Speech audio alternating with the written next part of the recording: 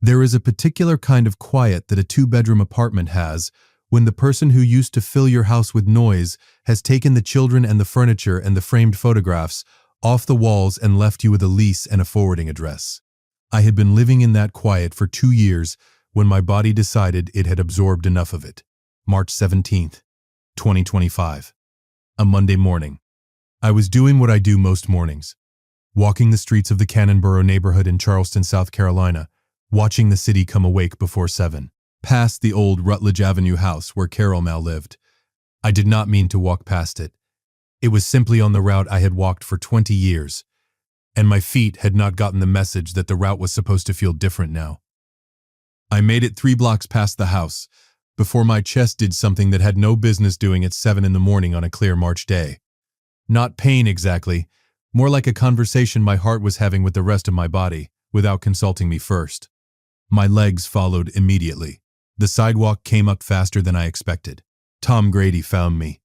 Tom is 70 years old, a retired physician who lives 2 houses down from what used to be my address, and he was coming out to collect his newspaper when he saw me on the pavement. He called 911 before he even reached me, because 31 years of internal medicine teaches you to triage before you comfort. I woke up at Roper St. Francis Healthcare on Bon Secours Way with an IV in my arm and Tom sitting in the corner of the room, reading a magazine with the particular patience of a man who has waited out a great many uncertain mornings. "You're back." He set the magazine down. "What happened?" "Cardiac event. Not a full infarction. Your cardiologist will explain it better than I will. But Paul," he leaned forward, "you need to stop walking past that house." I almost laughed. "Almost? My name is Paul Foster. I am 50 years old, born in 1975, and I have spent the last 2 years living in a 2-bedroom apartment on Spring Street in Charleston, while the 4-bedroom federal-style home on Rutledge Avenue, the one I helped buy, helped renovate, helped fill with 21 years of a life I believed in, belongs to my ex-wife Carol. The divorce was finalized in January 2023.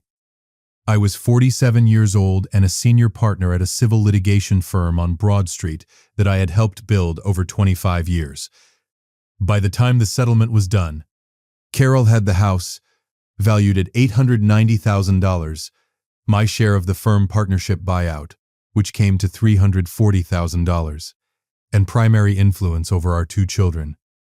Nora, who was 19 at the time and sided with her mother with the conviction of someone who has heard one version of a story long enough to mistake it for the only version. And James, who was 16, stayed carefully neutral and called me every other week from his bedroom at the Rutledge Avenue house like a diplomat maintaining back-channel communications. Carol's last words to me at the conclusion of the settlement proceedings were delivered with the calm satisfaction of a woman who had gotten precisely what she wanted. "You build nothing that lasts, Paul. Not even this family." She was smiling when she said it.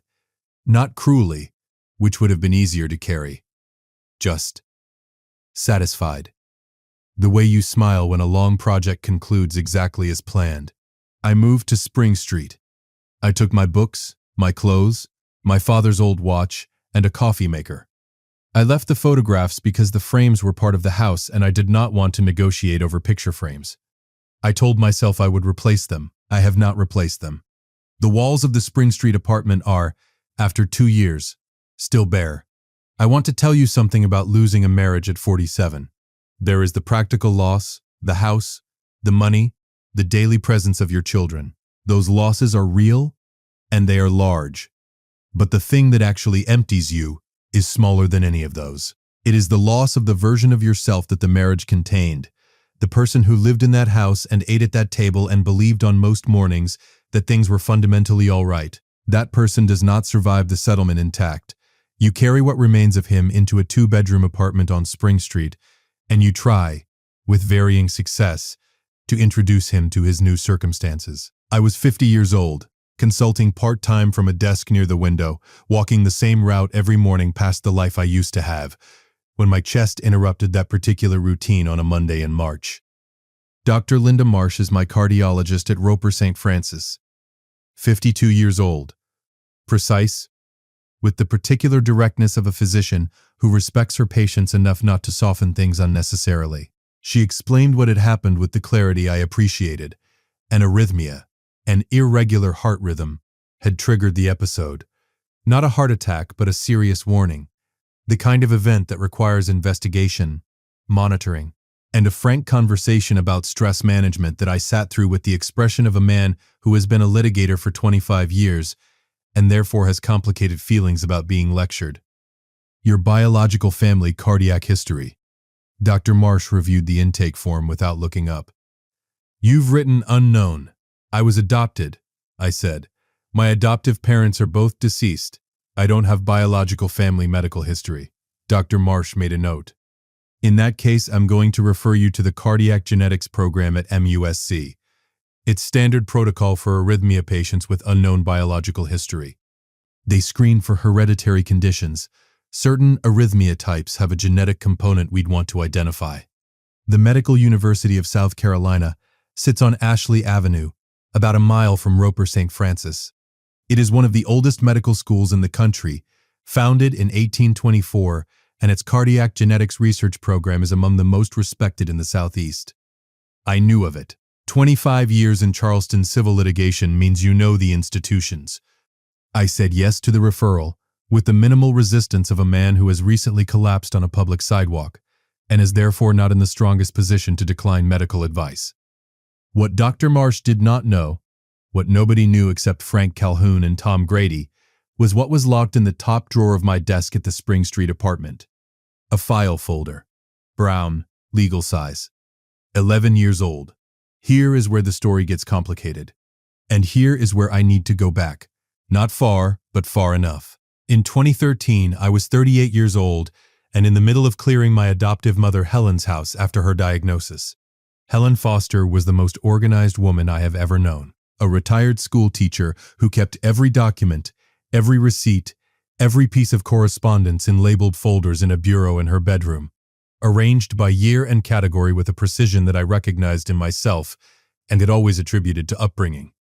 In the bottom drawer of that bureau, behind the tax records and the insurance policies and the Christmas card lists going back to 1971, was a sealed envelope. My name was on the front, in Helen's handwriting, with a single instruction beneath it. When you are ready. I sat on the edge of Helen's bed and held it for a long time before I opened it. Inside, my original birth certificate, listing my biological mother as Margaret Collins, age 19, of Charleston, South Carolina. Biological father, listed as unknown. Beneath that, adoption papers processed through a private Charleston attorney in November 1975. And beneath that, a single folded note on plain white paper in handwriting I did not recognize. Small and careful, the handwriting of someone pressing hard to keep their letters steady. Paul, I hope you are well and happy, and that life has been kind to you. I could not keep you, and I have never stopped being sorry for it. Your father did not know about you until it was too late to matter. He was a good man in a complicated situation, and he spent a long time looking for you after. I hope someday you find each other. With love, always, Margaret. I read that note 4 times. Then I folded it back into the envelope and sat with it for a while in Helen's quiet house, listening to the particular silence of a room that belongs to someone who is still alive, but no longer fully present. The following year, 2014, I hired a private investigator named Dale Hooper, a former Charleston police detective who worked civil cases with the methodical patience of someone who had long since stopped being surprised by what families conceal. I gave him the birth certificate and the note, and 3 weeks. Dale found Edward Harlow in 11 days. Edward Harlow, founder of Harlow Maritime Holdings, established 1971, Charleston-based shipping and maritime logistics company, and a well-chosen one, given that Charleston is the 4th busiest container port in the United States. By 2014, Harlow Maritime Holdings had grown into a regional powerhouse with contracts across the Southeast. Edward Harlow was 73 years old, a widower, and lived in a large house in the south of Broad neighborhood on Trad Street. He had, according to Dale's research, never had other children. He had been married once, for 31 years, to a woman named Patricia, who had passed in 2011. He had, beginning sometime in the 1990s, made periodic quiet inquiries through an attorney about a child placed for adoption in Charleston in November 1975. The inquiries had never produced a result. I read the file. I sat with it. I thought about calling the number Dale had found, a direct line to Harlow Maritime's executive offices, where Edward Harlow still came in 3 days a week. And then I put the file in a drawer and did not call. I want to be honest about why, because this is the part of the story that requires honesty. I was 39 years old. I had a wife, 2 children, a career I had built from nothing, and a version of my identity that had been constructed carefully over a lifetime without the knowledge of where it had originally come from. The idea of introducing a 73-year-old biological father into that structure, a man I did not know, who might want things I was not prepared to give, felt like a renovation I was not ready to undertake. So I chose not to. I kept the file. I told myself I would return to it when the timing was better. The timing was never better. Life moved. The marriage became something else. Helen died in 2016. Richard, my adoptive father, had died in 2009. The file sat in the drawer. In March 2020, Edward Harlow died. He was 79 years old. I read the obituary in the Post and Courier on a Tuesday morning and sat with my coffee and did not call anyone. His estate, the obituary noted, would be managed by Harlow Maritime's board pending resolution of his testamentary instructions. I knew what that meant. Dale had found in his research that Harlow's will contained provisions for a biological heir, a DNA verification clause. If his son was identified, the estate would pass to him. If not, after a period of 5 years, it would be distributed to charitable trusts. 5 years from March 2020 was March 2025. I was 50 years old when my chest made its decision on a Monday morning sidewalk.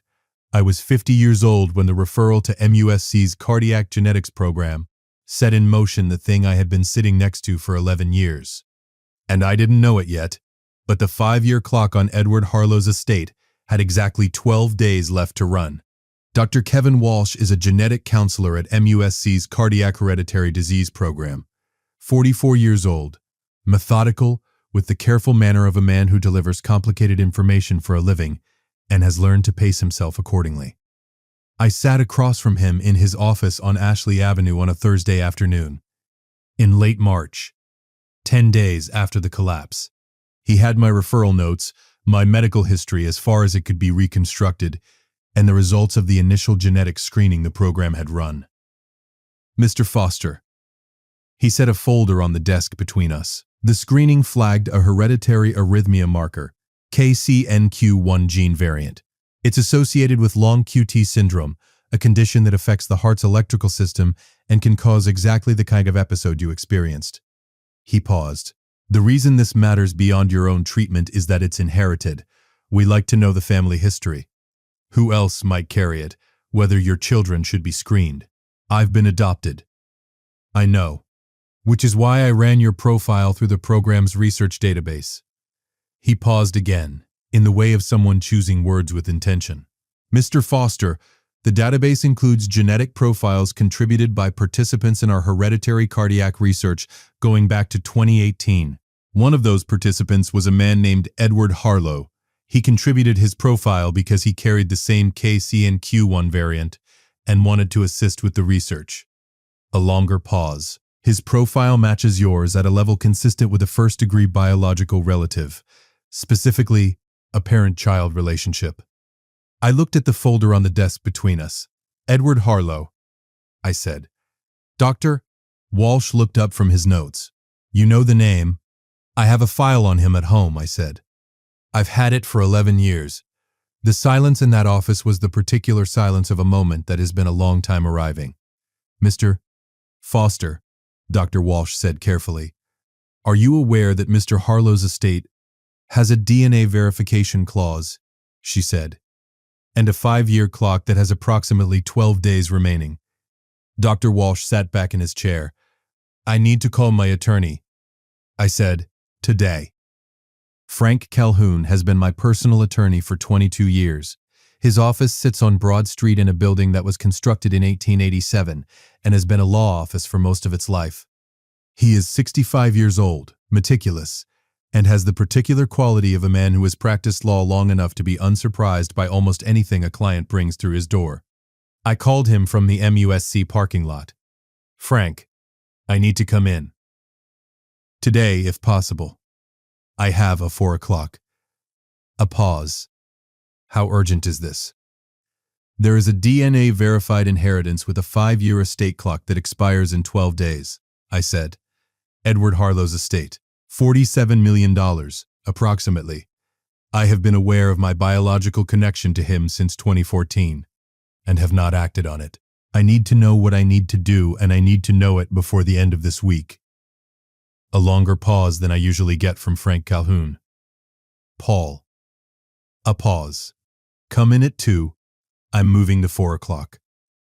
I want to explain something here because it is the part of this story that requires the most care, both legally and personally. In 2014, when Dale Hooper's research identified Edward Harlow as my biological father, I was 8 years away from the divorce proceedings that would begin in 2022. I was a married man with 2 children, a functioning career, and no immediate reason to disrupt my life by pursuing a connection I was not emotionally prepared for. The file went in the drawer. The choice not to act was real, considered, and entirely mine. But here is the legal reality that matters. By choosing not to act, I did not acquire anything. A contingent future interest, which is what the DNA verification clause in Harlow's will created, is not an asset. It is a possibility, a contingency, something that might become real if certain conditions were met, but which has no present value until those conditions occur. Under South Carolina law, and I know South Carolina law, having practiced it for 25 years, a contingent future interest is not a marital asset subject to equitable distribution in a divorce proceeding. Carol's attorneys had access to my financial disclosures. Those disclosures accurately reflected my assets as they existed at the time of the settlement. A file folder in a desk drawer containing research about a biological father whose will contained a DNA verification clause was not an asset. It was information about a possibility I had not chosen to pursue. Frank confirmed this within the first 30 minutes of our meeting, with the measured certainty of a man who had already started pulling the relevant case law before I arrived. The claim exposure is minimal, but it exists. If Carol's attorneys are sharp, they will argue you had a duty to disclose the potential inheritance as a material asset. We will counter that a contingent future interest dependent on your voluntary action you had declined to take for 11 years, does not meet the definition of a marital asset under settled South Carolina doctrine. The cases support us. What's the first step? I asked. Contact the Harlow estate attorneys. Today. The clock has 11 days. We need to initiate the DNA verification process before the 5-year period closes. The Harlow estate had been managed since March 2020 by an attorney named Robert Keene at a firm on Meeting Street in Charleston. Frank called Robert Keene while I sat in the chair across from his desk. The conversation was brief, professional, and ended with an appointment for the following morning to begin the verification process at MUSC, using the genetic profile Dr. Walsh had already established. The formal DNA comparison between my profile and Edward Harlow's contributed research sample took 48 hours. The result, 99.8% probability of biological paternity. Frank filed the verification with the Harlow estate on April 2, 2025, 9 days before the 5-year clock would have closed. The estate, Harlow Maritime Holdings, valued at $47 million, including the company's equity, real estate holdings, and investment accounts, passed to me as Edward Harlow's sole biological heir. I am going to tell you something that I did not expect to feel when Frank called with the confirmation. Not triumph, not relief. Something quieter and more complicated. The particular weight of a door opening that you had chosen to keep shut for 11 years, and standing in the threshold not knowing whether what is on the other side is what you needed or simply what you had avoided. Edward Harlow was 79 years old when he died. He had spent decades making quiet inquiries about a son he could not find. He had enrolled in a research database at MUSC in 2018, contributing his genetic profile, in part because of his cardiac condition, and in part, this is what Robert Keene told me, who had known Harlow personally, because he harbored a quiet hope that if his son ever ended up in a medical system that used that database, something might connect. He had used the only door available to him. I had used the same door, 11 years too late to meet him. I thought about that for a long time. I am still thinking about it. If you've been listening for a while and want stories like this to keep coming, it really helps if you hit that like button and subscribe. 97% of people never do, but it's what keeps this whole thing running. So, thank you. Carol found out in May. I did not know exactly how. Charleston is not a large city in the way that matters. The legal and professional community is a specific world with specific channels. And a $47 million estate verification involving a known local attorney and a recognizable family name moves through those channels. By the second week of May, 6 weeks after the verification was filed, Frank received a motion from Carol's attorney. Emergency motion for post-decree relief, filed in Charleston Family Court. The argument was exactly what Frank had anticipated. Carol's attorneys contended that Paul Foster had possessed material knowledge of a potential inheritance during the divorce proceedings and had failed to disclose it, constituting fraudulent concealment of a marital asset. They sought a court order compelling me to share a portion of the Harlow estate consistent with what Carol would have received had the asset been disclosed at the time of settlement. I read the motion at Frank's office on a Tuesday afternoon. Frank watched me read it with the expression of a man who has already prepared the response and is waiting for his client to finish processing the emotional component before they move to the legal one. "How do you want to handle this?" he asked when I set it down. "I want to win," I said, cleanly. "Then let me explain exactly why we will." Here is what Frank argued in his response, and here is what I want every person listening to understand, because this is the educational part of the story, and it matters. A contingent future interest is not a marital asset. South Carolina follows the principle of equitable distribution, which divides marital assets, property, and financial interests that exist and have present value at the time of the marital estate. A contingent future interest is a legal category describing something that might become real only if certain voluntary conditions are met. In this case, my voluntary decision to submit to DNA verification and claim the inheritance. Until that decision was made, there was no asset. There was a possibility, dependent entirely on my choice. Carol's attorneys argued that I knew the inheritance existed and suppressed that knowledge. Frank's response was precise. I knew about a file. I knew about a research connection. I had chosen for 11 years and for documented personal reasons not to pursue it. That choice was mine to make. The existence of an unclaimed contingent interest does not create a disclosure obligation in divorce proceedings, particularly when the interest depends on the claiming party's voluntary action. He cited 3 South Carolina appellate decisions directly on point.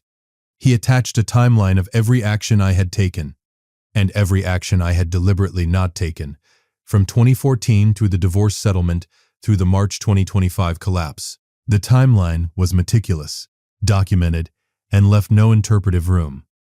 The motion was heard in Charleston Family Court on June 3, 2025. The judge denied Carol's motion from the bench. She did not reserve decision or request additional briefing. She read Frank's response, heard oral argument for 40 minutes, and ruled. The Harlow estate belonged entirely to Paul Foster. Carol's claim had no legal basis under settled South Carolina law. The motion was denied with prejudice, meaning it could not be refiled. Frank and I walked out of the courthouse on Broad Street into a June afternoon in Charleston. Warm, salt-edged, the harbor visible at the end of the street where the Cooper River met the sky. He shook my hand on the courthouse steps. Clean, clean, I agreed. I didn't know what came next, but I knew what I wanted to do with it. My adoptive mother's name was Helen Foster. She was a retired school teacher, 31 years in the Charleston County School District, teaching 4th grade with the particular patience of someone who genuinely believed that every child in the room was worth the effort. She died in 2016. At 71, after a brief illness she declined to make a fuss about. She was the most organized woman I have ever known and the most quietly generous, and she kept a sealed envelope in the bottom of her bureau for years, addressed to me, with a single instruction on the front. When you are ready. She had known, for my entire life, that someday I might be ready. She had prepared for it with the same methodical care she brought to everything, not forcing it, not hiding it, just keeping it safe until the right moment found me. I thought about that for a long time after the court ruling. I thought about what it means to build something. Not in the abstract, in the literal sense. What you construct deliberately, brick by brick, over years, that is designed to outlast you. Helen had built that. A sealed envelope in a bureau. A note she trusted would reach me when I needed it. She had been right. Edward Harlow had built something too. A contribution to a genetics database in 2018, made partly for medical reasons and partly on a quiet hope. He had been right as well. In the third week of June 2025, I met with the dean of the Charleston School of Law, a real institution, established in 2004 that has become one of South Carolina's premier legal education programs. I made an endowment, the Helen Foster Chair in Civil Justice, funded by the Harlow estate, named after the woman who raised me, not the man whose money made it possible. Because what Helen Foster gave me was not money. It was the law. She had insisted on it.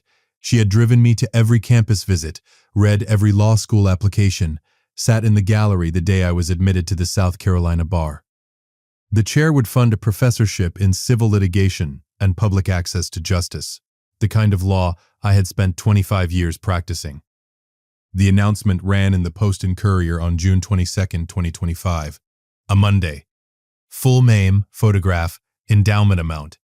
Frank had suggested keeping a lower profile. I had considered it. Then I thought about what Carol had said on the day the divorce was finalized, with that satisfied smile, and I decided that a lower profile was unnecessary. You built nothing that lasts. Paul. The announcement ran on a Monday. Carol called on a Wednesday. I was at my desk on Spring Street, the same desk where the brown file folder had sat in the top drawer for 11 years, when the phone rang. Her number.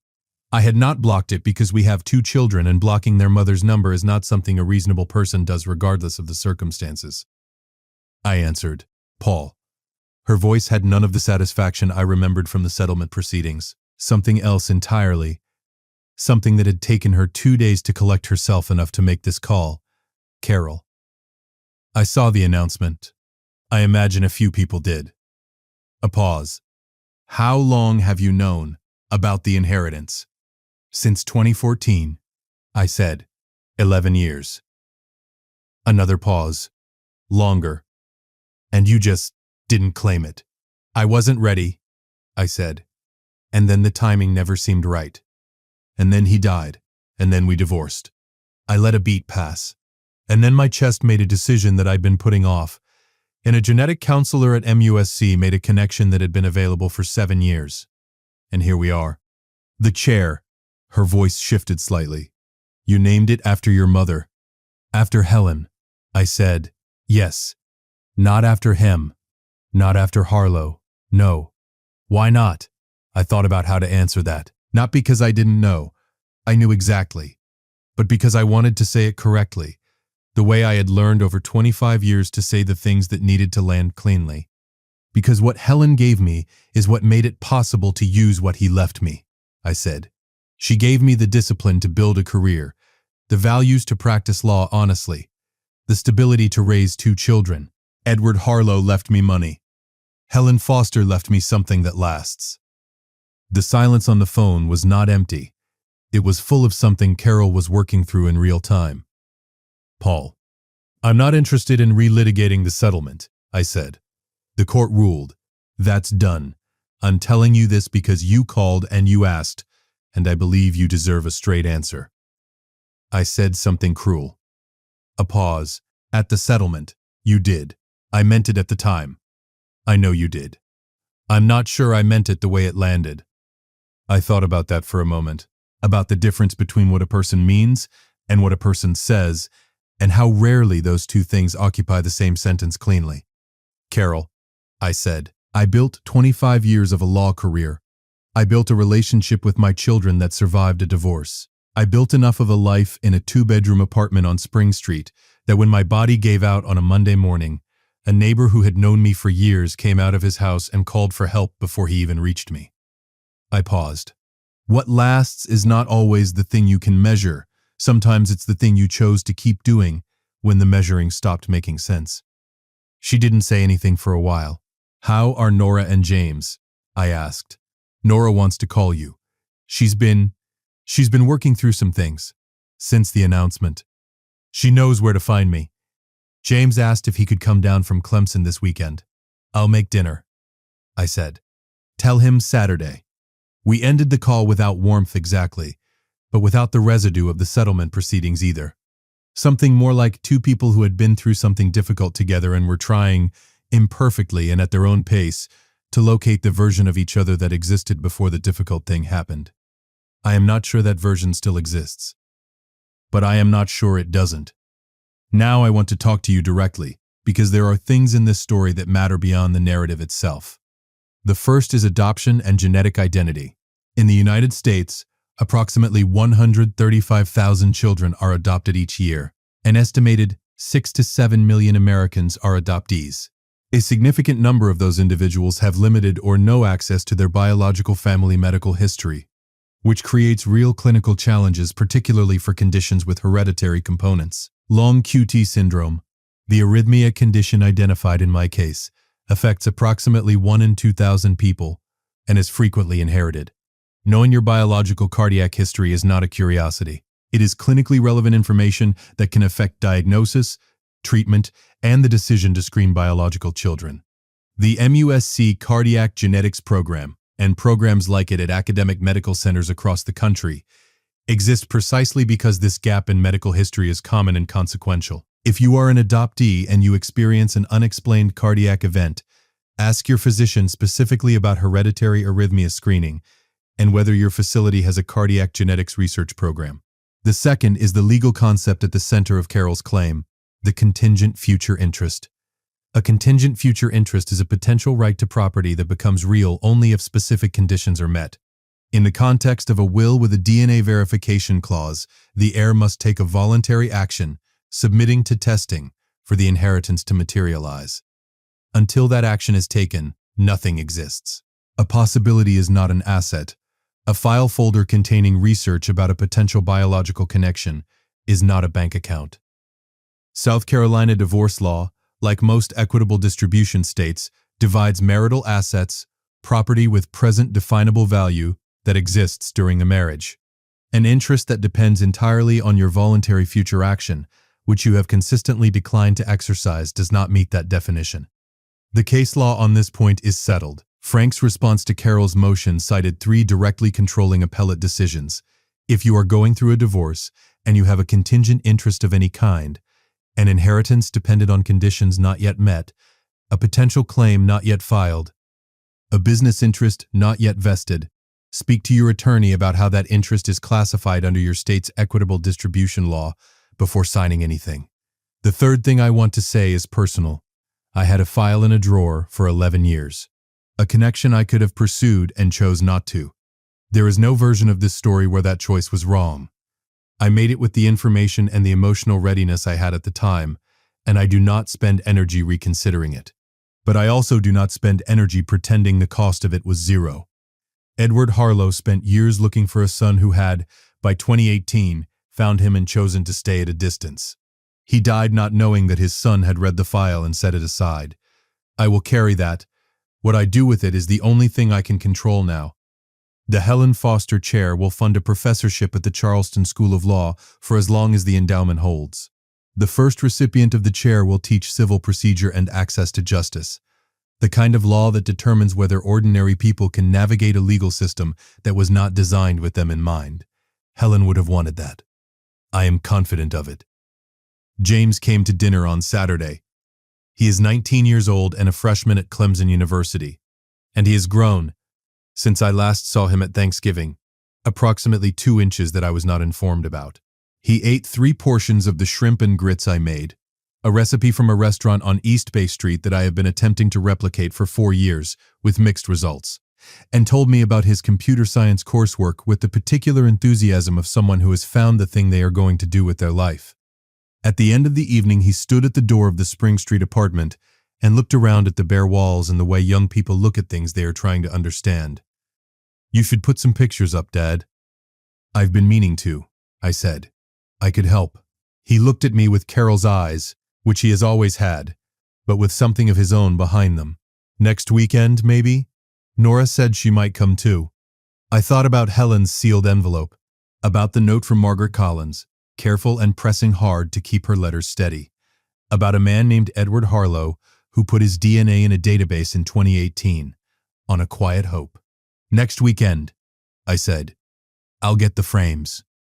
He hugged me on the way out, the slightly awkward hug of a 19-year-old who is relearning how to do it, and I stood in the doorway of the Spring Street apartment and watched him walk down the stairs. The walls are still bare, but not for much longer. Carol said I built nothing that lasts. She was talking about the house, the money, the outward architecture of a life that the settlement had rearranged. She was not entirely wrong about those things, but there is a chair at the Charleston School of Law with my mother's name on it that will outlast every building I have ever lived in.